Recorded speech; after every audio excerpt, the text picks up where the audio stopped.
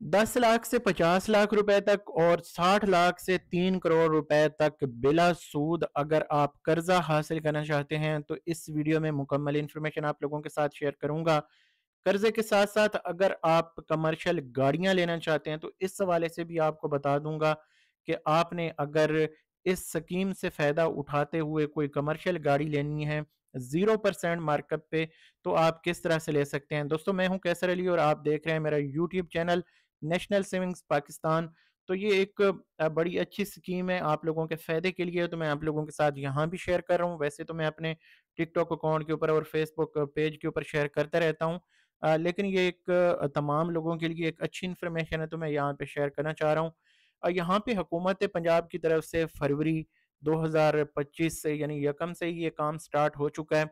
Officially तौर पे अभी बैंक के पास इसकी जो नोटिफिकेशन है वो नहीं आया, लेकिन हुकूमत पंजाब की तरफ से अभी अनाउंस हो चुका है। तो आप अप्लाई कर सकते हैं इसमें। अप्लाई करने का तरीका, इसमें गाड़ियाँ या कर्जा किस तरह से आप ले सकते हैं, ये आपको बता देता हूँ। सबसे पहले तो मैं आपको बता दूं कि अगर आप गूगल के ऊपर आके लिखते हैं आसान कारोबार फाइनेंस, तो आपको ये वेबसाइट मिल जाएगी पहली पहली akf.punjab.gov.pk।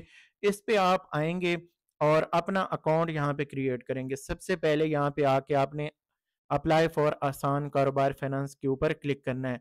ठीक है, जैसे ही आप अप्लाई के ऊपर क्लिक करते हैं तो यहाँ पे ये आपके प्रोफाइल के हवाले से पूछेगा। प्रोफाइल में आपकी पर्सनल डिटेल होगी, जो समझें आपके आईडी कार्ड के ऊपर होती है, या आपकी जो पर्सनल डिटेल होगी वो लेके ये आपकी प्रोफाइल क्रिएट कर देगा। मैंने इसके ऊपर ऑलरेडी अकाउंट बनाया हुआ है, तो मैं यहाँ पे आपको समझा देता हूँ। जैसे ही आप साइन अप करेंगे अपने आईडी कार्ड के साथ, और पासवर्ड आपने इसका लिख के कहीं रख लेना है, तो यहाँ पे आपका अकाउंट जो है क्रिएट हो जाएगा। इसके बाद दोस्तों, यहाँ पे सबसे पहला काम जो है, ये तो कारोबार की आपसे तफसील पूछी जाएगी, लेकिन जो लोग नया कारोबार करना चाहते हैं उनके लिए भी यहाँ पे लोन की ऑप्शन है। ये सिर्फ नए लोगों के लिए नहीं है, इसकी मैं आगे चल के आपको चीज़ें बताता हूँ।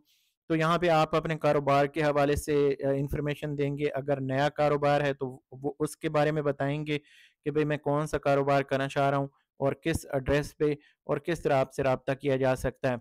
इस हवाले से हो जाएगी इन्फॉर्मेशन। फिर आपका यहाँ पे कर्ज़े की तफसीलात आ जाएंगी कि आपने कर्ज़ा जो है वो कौन सा लेना है।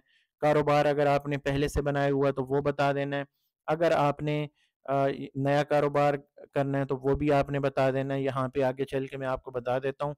यहाँ पे अगर बात की जाए जो यहाँ पे कर्ज़े की कैटेगरीज हैं, तो सेटिंग अप न्यू बिज़नेस, अगर आप नया कारोबार स्टार्ट कर रहे हैं तो यहाँ पे सेटिंग अप न्यू बिज़नेस करेंगे, या इसके अलावा आपका पहले से कारोबार है तो फिर एक्सपेंशन ऑफ एग्जिस्टिंग बिजनेस करेंगे। और वर्किंग कैपिटल यानी कारोबार के लिए अगर आपको चाहिए तो वो भी आप यहाँ पे मेंशन कर सकते हैं। ये तो है कारोबार के लिए कर्जा लेने के लिए, जो पैसे लेना चाहते हैं। अगर आप गाड़ी लेना चाहते हैं तो वो भी यहाँ पे आपको मैं बता देता हूँ। नीचे अगर हम देखें तो लीज फॉर कमर्शियल लॉजिस्टिक, यहाँ पे एक ऑप्शन हमें मिलती है। तो पहले हमारे पास अगर कोई भी ऑप्शन होगी, ये देखें गाड़ी की मालूमात आ रही है। जैसे हम सेटिंग अप न्यू बिज़नेस करते हैं तो ये चेंज हो जाएगा, कारोबार की मालूमात पे चला जाएगा। तो हम यहाँ पे गाड़ी के हवाले से देख लेते हैं। कारोबार करना है तो फिर कारोबार के हवाले से आपने अपनी डिटेल देनी है।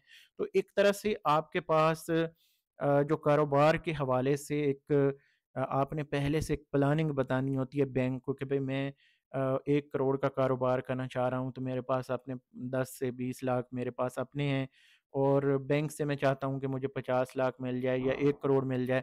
तो उस हवाले से एक आपने अपनी एक रिपोर्ट बना के देनी होती है, जिसे फिजिबिलिटी रिपोर्ट कहा जाता है। उस रिपोर्ट के तहत बैंक आपसे मज़ीद भी कोई चीज़ें जो है वो पूछ सकता है। तो आप एक बाकायदा इसके ऊपर वर्क करके आपने ये लोन अप्लाई करना है। ऐसे नहीं है कि अप्लाई कर देंगे तो लोन मिल जाएगा, ऐसे हुकूमत लोन नहीं देती, फिर आपको अप्लाई करने की ज़रूरत ही नहीं है। तो मेरा इस हवाले से काफ़ी सारा एक्सपीरियंस है। लोन अप्लाई करने के हवाले से भी दूसरे चैनल पे मैं इन्फॉर्मेशन शेयर करते रहता हूँ। तो ख़ैर, यहाँ पे आप लोगों ने अगर गाड़ी लेनी है, अब कारोबार पहले देखें तो मैं जैसे ही कमर्शियल लॉजिस्टिक करूँगा तो ये गाड़ी की मालूमात पे आ जाएगा, लीज़ की डिटेल माँगेगा। अब इसमें गाड़ी जो है वो आपने सेलेक्ट करनी है। कंपनियाँ मुख्तलिफ़ यहाँ पे जो कमर्शियल गाड़ियाँ देती हैं, जैसे मैं एक मिसाल आपको दूँ कि सुज़ुकी है तो इसकी एवरी और रावी जो ऑफ़िशियली तौर पे अभी चल रही हैं, आप सुज़ुकी बोलान भी इसमें कर सकते हैं ऐड। अगर कैरी डब्बा वगैरह लेना चाहते हैं, अगर कंपनी के पास अवेलेबल होगा तो वो भी बैंक आपको लीज़ करा के दे देगा, लेकिन ऑफ़िशियली तौर पे आप यहाँ पे ये गाड़ियाँ चूज़ कर सकते हैं। अच्छा, इसके बाद जैसे फ़ॉर एग्ज़ाम्पल दूसरी कैटेगरी है यहाँ पे कमर्शियल एग्री लॉजिस्टिक, यानी आप ज़राअत के शोबे से अगर वाबस्ता हैं, तो फिर भी आप ये गाड़ी बिल्कुल 0% मार्कअप पे ले सकते हैं, या अगर आप अपना कमर्शियल कोई काम कर रहे हैं, तो उसके लिए भी आप यूज़ कर सकते हैं, जैसे रेंट वगैरह पे, या जो पिक एंड ड्रॉप का है, या लोडिंग अनलोडिंग का, इस कारोबार से अगर आप वाबस्ता हैं, तो वो भी आप इसमें ऐड करके यहाँ पे अपनी गाड़ी सेलेक्ट करके यहाँ से गाड़ी जो है बिला सूद ले सकते हैं। थोड़ा-सा यहाँ पे एक चीज़ मैं ऐड करना चाहूँगा, जब आप गाड़ी अप्लाई करेंगे, तो ये चीज़ें आपके ज़हन में होनी चाहिए कि जो लीज़िंग जो गाड़ी की वैल्यू होगी, इसमें 25% आपको एडवांस देना पड़ेगा गाड़ी के लिए। अदरवाइज़ यहाँ पे देखा जाए तो जो कर्ज़ा है, वो अगर आप अप्लाई करते हैं, तो जो टियर 1 का है, यानी यहाँ पे अगर देखें तो ये 10 लाख से लेके 50 लाख रुपए तक, इसमें 0% आपका जो आपकी जो हिस्सा है, या पार्टिसिपेशन है, वो 0% चाहिए। लेकिन जैसे ही आप जाते हैं टियर 2 पे, तो फिर ये 20% जो है आपके पास होना चाहिए। यानी अगर आप फॉर एग्ज़ाम्पल 1 करोड़ रुपए बैंक से लीज़ लेना चाह रहे हैं, कर्ज़ा लेना चाह रहे हैं, तो 20 लाख रुपए आपके पास होने चाहिए टियर 2 के लिए, जैसे आप अप्लाई करते हैं। टियर 1 में जाते हैं तो 50 लाख के लिए किसी तरह की कोई आपको ज़मानत नहीं देनी पड़ती, लेकिन टियर 2 में जाते हैं तो आपको ज़मानत देनी पड़ेगी आपकी प्रॉपर्टी की, या इस तरह की कोई जो ज़मानत है वो माँग सकता है बैंक। बाकी यहाँ पे फीमेल्स के लिए, ट्रांसजेंडर्स के लिए और डिसेबल पर्सन्स जो हैं उनके लिए ये है कि उनको 10% कहा गया है टियर 2 के लिए, 1 में उनके लिए भी नहीं है। यानी अगर वो 50 लाख से ऊपर कर्ज़ा 60 लाख पे जाते हैं, तो फिर उनको जनाब यहाँ पे 10% अपने पास से भी पैसे शो करने पड़ेंगे। तो अब इसमें जो अप्लाई करने के हवाले से फ़ीस है, वो आपको बता देता हूँ। 5,000 रुपए प्रोसेस फ़ीस है टियर 1 के लिए, यानी 50 लाख तक अगर आप कर्ज़ा लेना चाह रहे हैं, और 10,000 रुपए है टियर 2 के लिए। अब मैं यहाँ पे वेरी ऑनेस्ट आप लोगों को बताऊँगा कि ये कर्ज़ा अप्लाई करके आपने कोई ख्वाब नहीं सजा लेने। मेरा इस मामले में बड़ा बैड एक्सपीरियंस है। मैं पर्सनल अपने रिव्यूज़ भी दूँ, लेकिन कुछ लोगों को कर्ज़े मिले भी हैं। मैं पर्सनली तौर पे उनको जानता हूँ, लेकिन छोटे कर्ज़े ज़्यादा हुकूमत देती है, बड़े कर्ज़े मुश्किल से मिलते हैं। ये चीज़ यहाँ पे क्लियर होगी। अपना पर्सनल ओपिनियन भी मैंने आपको दे दिया, हुकूमत की इन्फॉर्मेशन भी आपको मैंने दे दी है। और इसमें मैंने जैसे कि बताया कि आपने कोई जो इसके ऊपर आपने ट्रस्ट नहीं करना, इसके ऊपर आपने रिलाय नहीं करना कि यार ये पैसे मेरे आएँगे तो मैं किसी को पेमेंट करूँगा, या मैं इससे कोई कारोबार स्टार्ट करूँगा। हाँ, ये है कि आप अप्लाई कर दें, मिल गया वेल एंड गुड, ना मिला तो कोई बात नहीं, यानी इसके ऊपर आपने डिपेंड नहीं करना। ये चीज़ यहाँ पे क्लियर हो गई।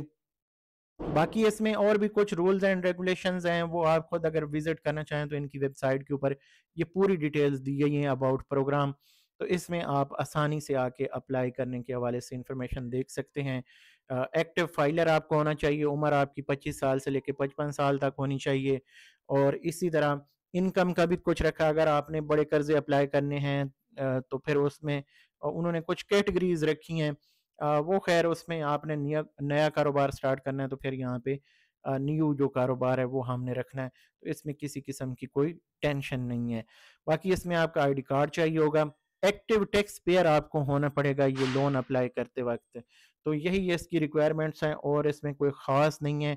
हाँ, जैसे मैंने आपको बताया कि 60 लाख या इससे ऊपर आप जा रहे हैं, तो फिर आपको अपना मकान या प्लॉट या कोई ऐसी चीज़ रहन रखवानी पड़ेगी, या जैसे ज़मानत होती है वो देनी पड़ेगी। बैंक के पास वो रहेगी जब तक आपका कर्ज़ा वापस नहीं हो सकता, तब तक ना आप वो प्लॉट या मकान वापस किसी को सेल कर सकते हैं, ना उसके ऊपर कोई और कर्ज़ा ले सकते हैं।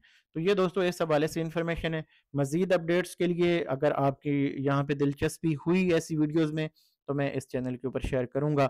अदरवाइज़ आप मेरा दूसरा चैनल क्यू टेक के नाम से सर्च कर सकते हैं, या मुझे टिकटॉक अकाउंट के ऊपर आप फॉलो कर लें, वहाँ पे ये सारी वीडियोज़ मैं पोस्ट करता रहता हूँ। मुझे दीजिए इजाज़त, इंशाल्लाह नई इन्फॉर्मेशन के साथ हाज़िर होंगे, तब तक अल्लाह हाफ़िज़।